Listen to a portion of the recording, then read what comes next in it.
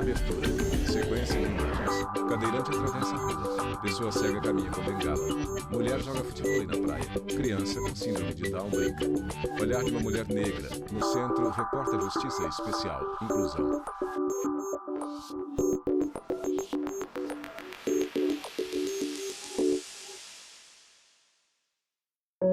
Idosa e jovem lado a lado. Ninguém acorda idoso de um dia para o outro. Acontece aos poucos, sem a gente perceber. Homem idoso. O envelhecimento saudável precisa de amor, cuidados e uma rede de apoio, como a família e os amigos. Idosos se abraçam. Talvez o sentimento mais comum de quem está na terceira idade seja o medo da solidão. Homem idoso sentado em banco sozinho. Entre a comunidade LGBTQIA+, esse receio é ainda mais evidente. Pessoas de mãos dadas. As pessoas LGBTs Silvério, estão em perigo e continuam sendo obrigadas a tomar cuidado na sua própria existência. O nível de suicídio é muito Denise alto de Carvalho, secretária de Mulheres entre as da pessoas ABGMP. LGBT+, da terceira idade. É gigante, superou os da fase adulta. A velhice chega com vários desafios. A saúde, a locomoção debilitada, perda de audição e uma palavra-chave, o preconceito. As minorias sexuais lutam a vida inteira contra a homofobia e a exclusão da sociedade. E quando envelhecem, essas pessoas ainda enfrentam esses e outros desafios. Se pessoas LGBT em geral são obrigadas a esconder frequentemente no seu trabalho, na sua igreja, na sua escola, na sua família, você pode imaginar como a questão é ainda mais dolorosa e mais cruel em relação às pessoas idosas, não é? Que acabam ficando muito mais solitárias por conta especialmente do distanciamento da família. Uma luta por direitos, respeito e reconhecimento. O movimento LGBTQIA+, ganhou força na ditadura militar entre 1964 e 1985, como um ato de resistência. A gente não podia reunir mais de 3, 4 pessoas Ione numa Lindgren, casa consultora em direitos humanos. que não simulando uma festa e prestando atenção, porque de vez em quando a polícia ia lá, assim, à toa, só porque tinha mais gente dentro de um único apartamento ou de uma sala. Foram pouco mais de 2 décadas de censura e repressões. Qualquer princípio que desvirtuasse pensamentos conservadores e do que era tido como moral na época poderia ser alvo de represálias. E as boates eram muito invadidas, assim como os bares, da polícia acender a luz de todos, pedir documento de todo mundo.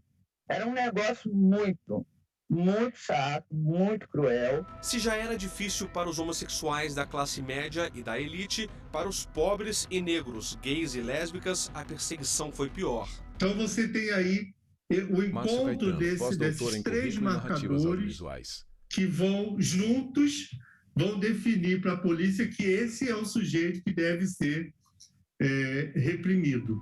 Simone mora nos Estados Unidos e está de férias no Brasil. Ela se mudou para lá durante o golpe militar com receio da orientação sexual. Hoje sabe a importância de não esconder da família e dos amigos aquilo que não está sob o controle dela. Eu acho que todo mundo... Simone Pinto, bartender. Tem que se assumir, sabe por quê? Porque... como é que eu ia beijar meu pai, minha família, se eu estivesse mentindo para ele?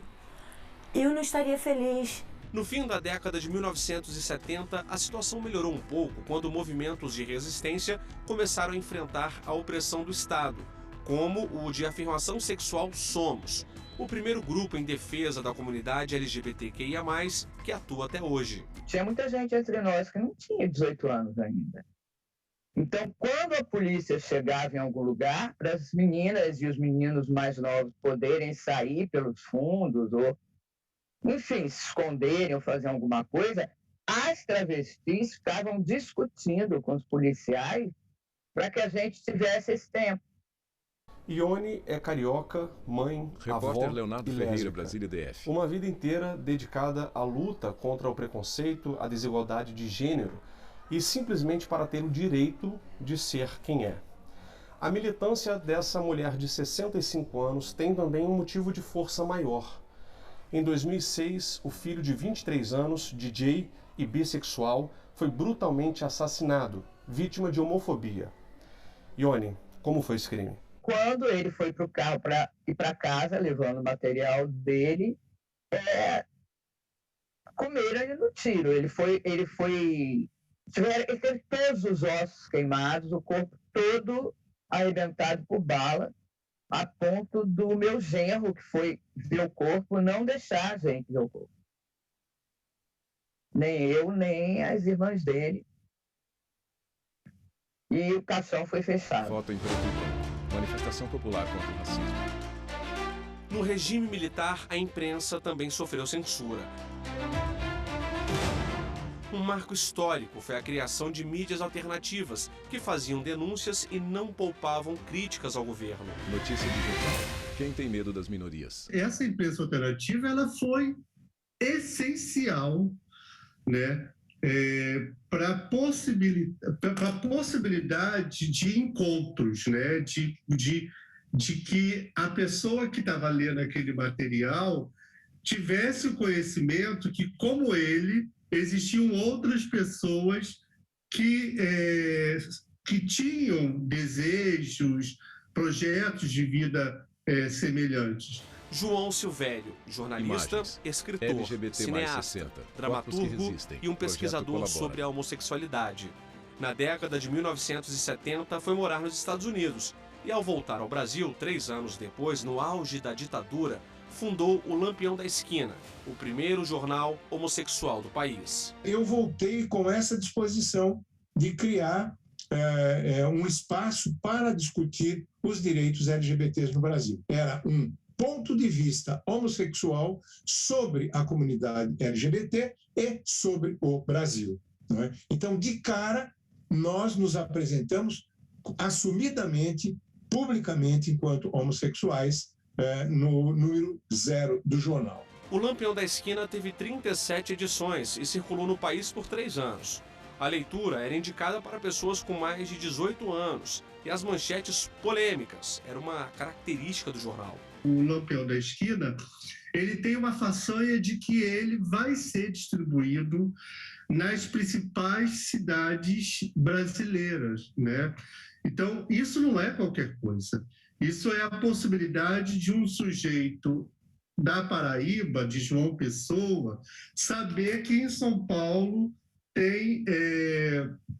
tem um movimento homossexual. Entre gays, lésbicas e tantas outras identidades sexuais e de gênero, envelhecer é resistir e sentir orgulho da própria história. Todo mundo me acha um herói. Imagens corajoso. LGBT mais 60, corpos que resistem, projeto mulher. colabora. Seria um inferno pra mim. Eu não sei o que é ser mulher, eu não tinha saída. Meu nome é João W. Neri, eu sou considerado pela mídia o primeiro transhomem operado no Brasil. João Neri foi um dos ativistas pelos direitos LGBTQIA+. Ele se descobriu transexual ainda na infância. Desde a década de 70, quando eu tinha 20 anos de idade, que começa a moda unissex, eu já vivo 2 identidades diferentes. Eu era visto como uma moça para os conhecidos, ou no trabalho, ou na faculdade, e era como um rapazinho para os desconhecidos. Uma loucura. Eu nunca sabia como é que eu tinha que reagir. João Neri morreu há 3 anos, no Rio de Janeiro. Ele lutava contra um câncer. O psicólogo e escritor deixou um legado de militância e coragem. Então, João Neri, escritor. o importante é viver cada dia, porque é realmente o presente que você vive. Então é esse que eu quero viver com toda a garra. Em setembro de 2018, João avisou a seus seguidores que o câncer havia chegado ao cérebro. Continuem a nossa luta por nossos direitos. Se unam, não se acovardem. Ser o que somos não tem preço. Viver uma mentira nos enlouquece. João Neri. No próximo bloco, a repórter Renata Teodoro fala sobre os desafios da velhice LGBTQIA+, e mostra o trabalho de uma ONG que acolhe pessoas com esse perfil em situação de vulnerabilidade. Voltamos já. Vinheta de transição. Estamos apresentando o Repórter Justiça Especial Inclusão. Vinheta de transição. Voltamos a apresentar o Repórter Justiça Especial Inclusão. Sequência de imagens em câmera lenta. Multidão de pessoas lotam a Avenida Paulista, em São Paulo, em dia ensolarado. Trio elétrico passa entre elas. Homem usa capa com as cores do arco-íris. Arco-íris de balões decora o trio elétrico. Quem tem direito às velhices LGBTs? Idosos com placas e cartazes. A Eternamente Sou é um espaço de acolhimento e visibilidade para idosos Rogério LGBTs Pedro, Eternamente na cidade Sou. de São Paulo. E o nosso objetivo enquanto ONG é promover a autonomia, a autossuficiência e a autoestima dessa população. Idosa sorridente levanta a placa. Nós atendemos pessoas a partir de 50 anos dentro da ONG. É um desafio muito grande envelhecer aqui no Brasil, envelhecer como um todo, e envelhecer enquanto pessoas LGBTs é um desafio ainda maior. Rogério saúda junto a mulheres idosas. Luta, preconceito, discriminação. Essas pessoas LGBT, quando chegam à velhice, elas encontram uma outra realidade bem diferente da velhice heterossexual tradicional, certo? Então, elas precisam de redes que as apoiem nesse momento, que é o momento da velhice, é um momento que há uma fragilidade, uma vulnerabilidade grande, e elas já estão vulneráveis por conta da sua própria existência, que sempre foi relativamente à margem. Vou ter que ser bem claro. Otto Caum, voluntário da Eternamente Sou. Ninguém quer nascer viado. Quadro com a mulher na parede da sala de Otto. Dói, machuca, é humilhante, é degradante. Você é um ser humano de quinta categoria. Então, você não poder ser você não é sair pintado de purpurina na rua, gritando. Não. É você ser você. Um desejo mútuo sobre respeito e igualdade. Otto é mais um entre tantos que enfrentam desafios para viver em paz. Ele conta que acabou conhecendo a Eternamente Sou quando passou pelo momento mais difícil de vida. Meu parceiro faleceu de modo rápido e súbito. E tínhamos uma convivência de 33 anos. Assim, ele passou mal às 6 horas da manhã e às 9 horas ele faleceu, às 10 da noite ele foi cremado. Ou seja, ele desintegrou na minha frente. Feridas foram expostas, como se já não houvesse dor suficiente. Minha família. Minha mãe, foi a época do Natal, ele faleceu próximo, final de novembro. Você muda essa cara, engole essa tristeza que suas tias estão chegando no Brasil e eu não quero tocar nesse assunto com ela. Já basta você ser a vergonha da família. Uma realidade mal compreendida, desamparada e tortuosa. A maioria das pessoas que se encontram no momento da velhice sendo LGBT, essas pessoas, grande maioria, deixaram seus núcleos familiares e seus ambientes de segurança na adolescência ou na juventude por conta de viver a sua identidade e a sua orientação. Foi por essas e tantas outras questões que o livro O Brilho da Velhice LGBT+, nasceu e ganhou vida diante de 20 depoimentos que vieram das mais diversas regiões do país. Então, eu vou apresentar aqui rapidamente a capa do livro, né? Então, O Brilho da Velhice LGBT+, né? Então, é um livro organizado pelo Luiz Baron, que é o atual presidente dessa ONG, né? Organizado também por mim, né? Carlos Eduardo Henning, que sou antropólogo e professor aqui da UFG, e pela professora Sandra Regina Mota Ortiz. Muitas pessoas anunciam, falam no passado de rompimentos com a família de origem, então com os pais, com pai, mães, irmãos, e esses rompimentos muitas vezes fragilizaram as redes de apoio social dessas pessoas na velhice. Não de todos, mas de uma boa parte das pessoas nesse livro. Eles acabam apresentando, por exemplo, a importância de construir famílias do coração, ou então famílias alternativas, famílias de escolha, amigos e pessoas que apoiam quando essas pessoas necessitam de variados apoios na velhice. Keila faz parte desse recorte social discriminado e visto às margens da sociedade. Ela é travesti, ou seja, nasceu homem, mas se construiu ao longo da vida como mulher. Mora em Salvador e é presidente da Associação Nacional de Travestis e Transsexuais.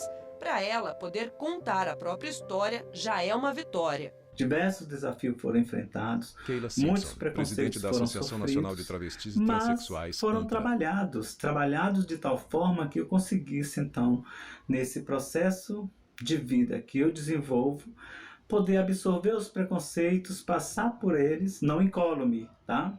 de em alguns momentos ter que denunciar, em alguns momentos ter que registrar boletins de ocorrência quando eles foram mais danosos à saúde, mas de estar aqui, e que bom, podendo contar essa história viva, né? Porque muitas, como eu, não conseguiram chegar nesse processo. Em 2019, o Supremo Tribunal Federal decidiu criminalizar a homofobia como racismo, o que significa equiparar a prática aos crimes de discriminação ou preconceito de raça, cor, etnia, nacionalidade ou até mesmo religião, que também passou a ser tratada de forma a condenar discursos discriminatórios. A questão que ficou muito bem clara aqui é que a liberdade religiosa, como todas as liberdades do nosso sistema constitucional, todas as liberdades são limitadas pelo direito do outro. Então, o que nós tivemos aqui é que no exercício da liberdade religiosa, eles podem aí fazer as colocações de natureza religiosa como a religião coloca, mas sem incitar discurso de ódio, né? Sem instigar a homofobia. Outro direito adquirido e muito bem aproveitado, pelo menos para o Fernando e o Ivo, foi o casamento homoafetivo. Por aqui, nada de alianças. Eles inovaram e escolheram outro objeto que representasse essa união. A nossa festa foi uma festa com muita dança. Nós queríamos receber as pessoas na entrada. Tudo que era aquele do coisa a gente não quis fazer. Né? Mas assim, foi até para isso, né? Como as pessoas diziam, achei que era uma festa, um casamento gay. O que é um casamento gay? Sabe, um casamento de duas pessoas, se são homoafetivos, sabe? Então assim, a gente aproveitou isso como uma coisa educativa. No caso do Ivo, foi preciso educar primeiro alguns familiares. Ele veio de uma família muito religiosa que não aceitava a homossexualidade. Aliás, até hoje, alguns deles não conseguiram compreender a extensão do sentido das palavras família e amor.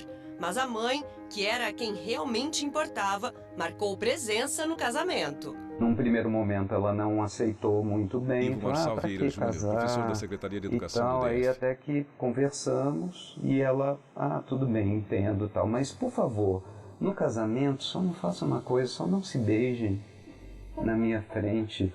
Eu falei, mãe, isso vai ser impossível. São 15 anos vivendo como um casal. E esse apartamento especificamente foi reformado para ter mais a cara do Fernando e do Ivo. Juntos, aqui dentro de casa, o que eles mais gostam de fazer é de cozinhar e poder dividir esses momentos. A gente tem uma vida que igual de todo mundo. A gente precisa cozinhar, a gente precisa, né, fazer compra, a gente precisa lavar roupa, a gente precisa levar o lixo, né? Isso todo mundo faz. Eu sempre fiz isso a minha vida toda. Histórias de amor, de quem perdeu o companheiro, a luta contra o preconceito.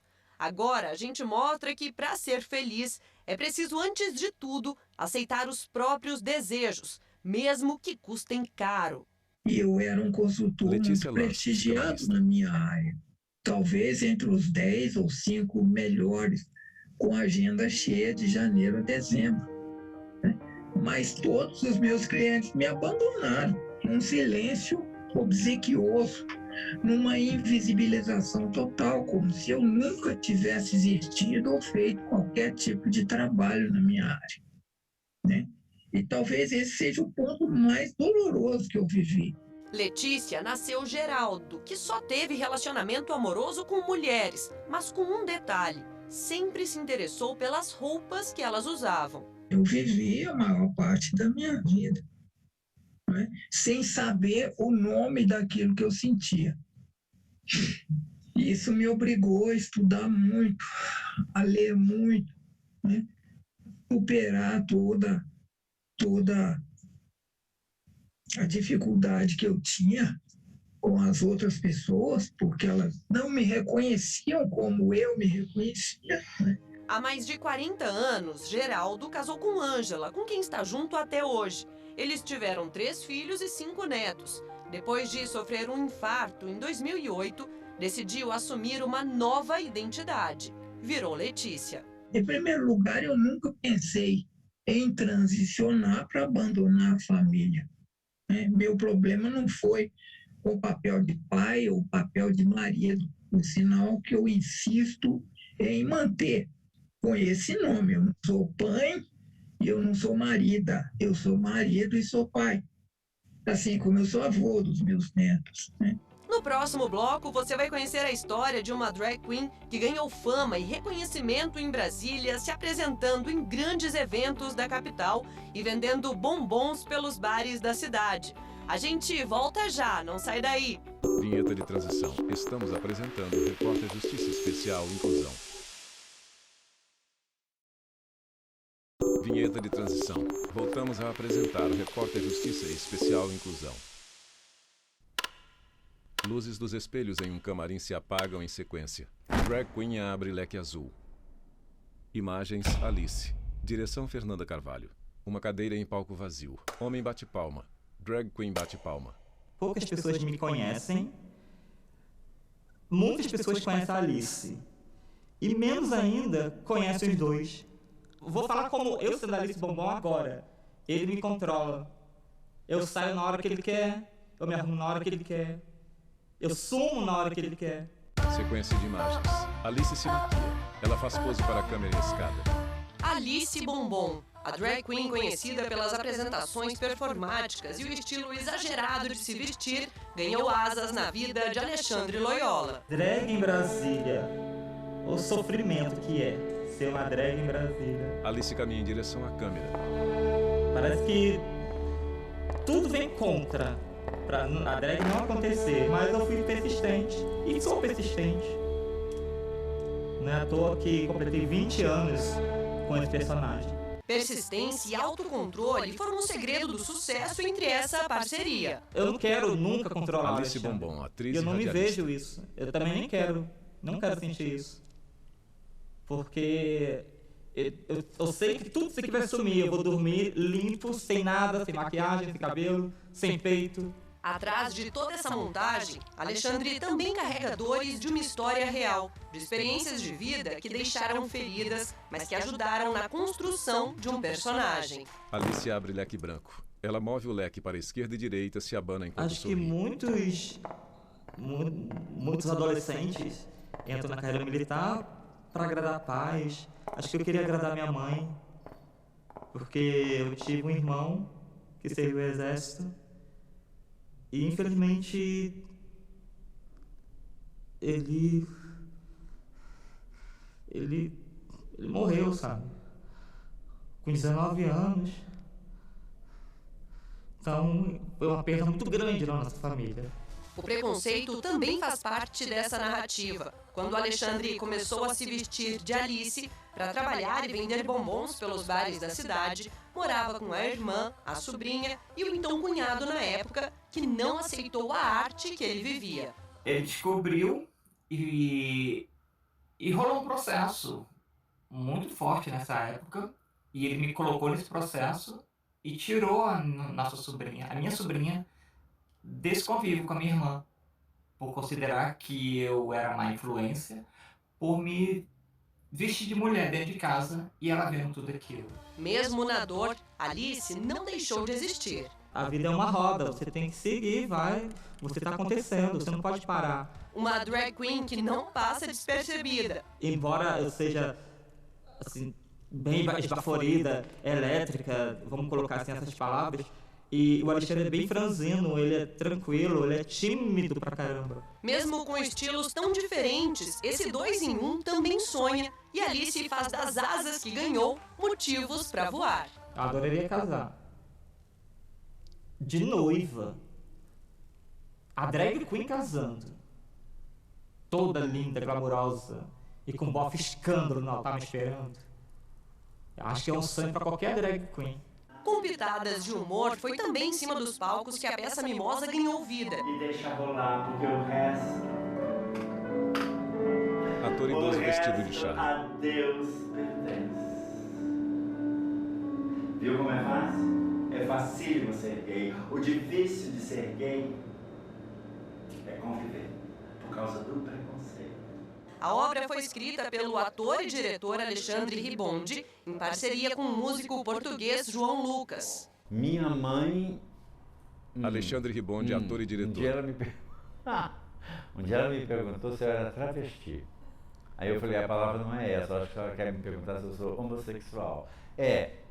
Eu falei, sou. Ela falou, eu fico muito triste com isso. Eu falei, pois a senhora devia procurar um psicanalista, porque eu sou muito feliz. Mas ser feliz, numa época em que a intolerância se fazia ainda mais evidente, era o mesmo que ameaçar uma democracia. E tinha que ter muito peito, digamos assim, para ser gay ou artista, num período liderado por militares. Os dois, então, só à base de muita coragem mesmo. A arte é considerada perigosíssima. Sempre foi. Qualquer governo autoritário torna-se inimiga da arte, vê a arte como inimiga, não é? E então, lá dentro, sim, havia discriminação por causa da homossexualidade. A arte do teatro, como forma de luta e expressão, Renata Teodoro, sempre esteve presente na vida das pessoas que buscavam mais entendimento, identificação. É daqui, da plateia, que muitas questões de vida faziam ainda mais sentido. E daqui do palco, ao contracenar a peça Mimosa, Ribonde trazia experiências de vida. Quando eu cresci, a situação era a seguinte. O menino negro, na rua, ele é humilhado, ofendido, agredido, chutado, leva soco. Mas ao chegar em casa, onde vive com seus pais biológicos, ele encontra os seus iguais, que certamente terão palavras de consolo. Um menino homossexual, na rua, ele é humilhado, ofendido, xingado, agredido, leva soco. Mas ao chegar em casa onde vive com seus pais biológicos, ele continua sozinho e se tranca no quarto para chorar. A voz de ator e diretor nunca foi calada e a biografia dele poderia ser enredo de filme. Ribonde foi preso na ditadura militar por se posicionar contra o governo. Eu estava saindo da biblioteca da Universidade de Brasília quando um rapaz aí se aproximou de mim e pôs a mão dentro da calça. Eu achei que ia tirar cigarro para me pedir fósforo. Não sei por que eu pensei isso, mas pensei. E ele tirou um revólver e disse que eu estava preso. Ele conta que foram dias dentro de uma prisão e durante todo o tempo ficou encapuzado, sem ter ideia de onde estava. As torturas eram físicas e psicológicas. Foi demonstração de poder, foi para me amedrontar, para eu parar de fazer essas coisas como teatro, sabe? Ribonde venceu e hoje, com um humor que só ele tem, ainda consegue achar graça do passado. As marcas que ficaram não fazem parte só da história dele. Elas ditaram o comportamento de um país, tentaram excluir uma minoria que já se sentia aprisionada, aliás, que se sente até hoje. A perseguição à homossexualidade, ela é constante ao longo da história. Ela nunca deixou de existir em nenhum momento da história. O Repórter Justiça fica por aqui. Já segue nosso perfil no Instagram, é o TV Justiça Oficial. No YouTube, o canal é o mesmo. Se quiser entrar em contato com nossa produção, o e-mail é o reporterjustiça@stf.jus.br. Até a próxima! Créditos finais, produção Marcela Luiza, reportagem Leonardo Ferreira e Renata Teodoro, edição e texto Leonardo Ferreira, cabelo e maquiagem Kelly Matheus, cinegrafia Jefferson Martins e Luiz Guilherme, assistência técnica Kleber Leite e Paulo Paz, edição de pós-produção Patrick Gomes e Thiago Lopes, videografismo Lucas Matias, audiodescrição visual de roteiro Caio Leão, narração Valmir Nascimento, núcleo de programação Rosuásia, núcleo técnico Fábio Guedes, núcleo de produção de programas Flávia Soledade, supervisão, coordenadoria de gestão da TV e Rádio Justiça, Secretaria de Comunicação Social STF, realização TV Justiça Essencial 2021.